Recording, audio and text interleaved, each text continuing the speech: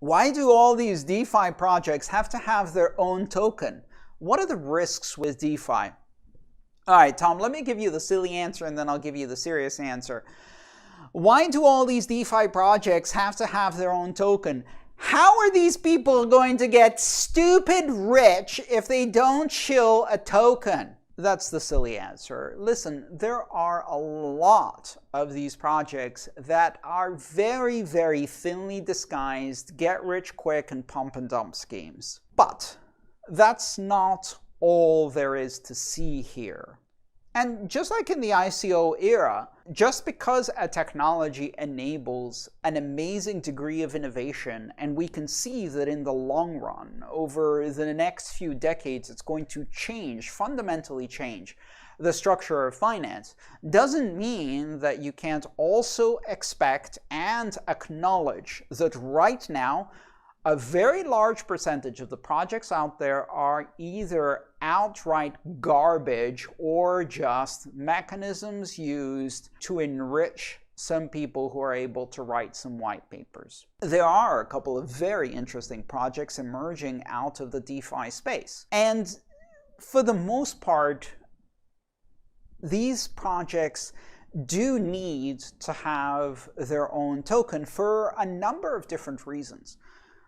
One reason is that if they have a series of rules, not consensus rules, because a lot of these run on top of Ethereum, so the consensus rules are already provided by the underlying platform. But within the smart contracts themselves, there is this fundamental trade-off to be made. Pay attention, this is important to understand. This is immature technology, and as immature technology, it has the risk of, among other things, bugs in the smart contract code. Now, these bugs in the smart contract code, as we saw with the DAO, can be catastrophic bugs. They can be bugs that basically break the entire system. And so what do you do if that happens? This is where you have to decide how autonomous or decentralized you want your project to be. And if you go all the way to it's completely autonomous and has no possibility of intervention, a catastrophic bug cannot be fixed. Now, on the other end of the scale, you might go to, and then we give 5 people keys that allow them to do whatever the hell they want. And then you end up pretty much back in CeFi, only now with some platform vulnerabilities that are really annoying. And you see that with some of the centralized stablecoins, for example. They have effectively backdoors. They're not really backdoors because they're well known. It's not a secret, but they effectively have God mode keys that allow the controllers of these systems to seize and freeze and reverse transactions, etc. They break some of the fundamental aspects of RIPCORD on purpose in order to achieve control. They're CeFi. Now that's a spectrum of decentralization, and both of the endpoints are dangerous.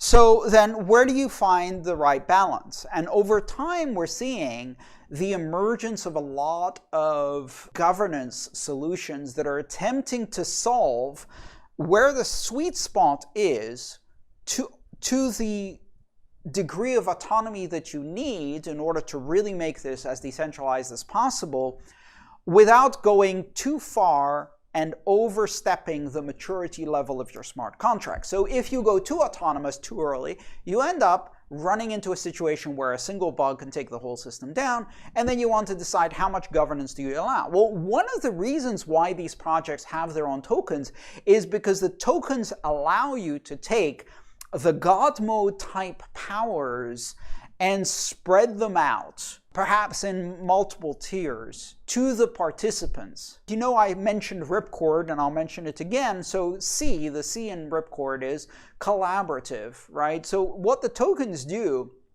in the case of governance tokens, is they allow the participants to share in some of the benefits that are accruing from the application of this platform. That's almost like an equity token. They allow them to meter or prevent denial of service against the platform in the form of some kind of utility token.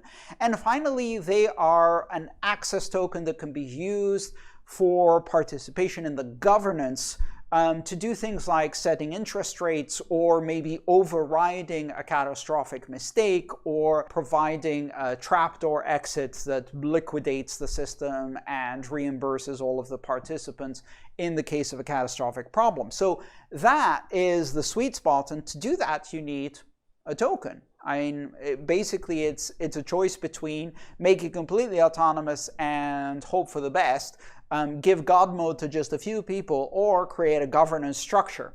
Now, the governance structure that involves the participants in the system having some kind of token then means that you have a greater degree of decentralization in the governance decisions. That's one of the reasons you would have your own token.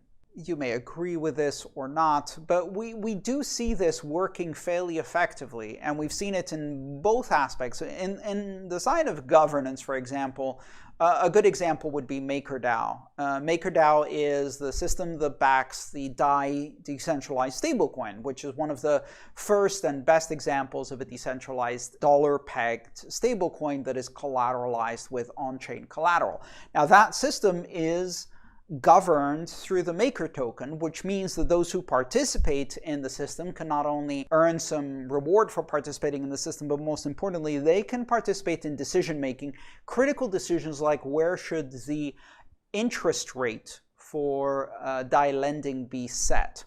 And that is the kind of thing a token can do. Another example would be Compound, of course. And Compound kind of started the whole yield farming space.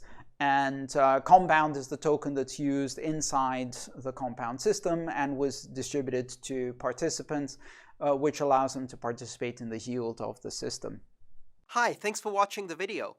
I'm Andreas Antonopoulos. I'm the author of Mastering Bitcoin, Mastering Ethereum, and the Internet of Money series. If you'd like to support my mission of bringing education about Bitcoin and open blockchains to as many people as possible under open, free Creative Commons licenses, please consider subscribing to my channel and supporting me on patreon.com/AANTONOP. Thank you.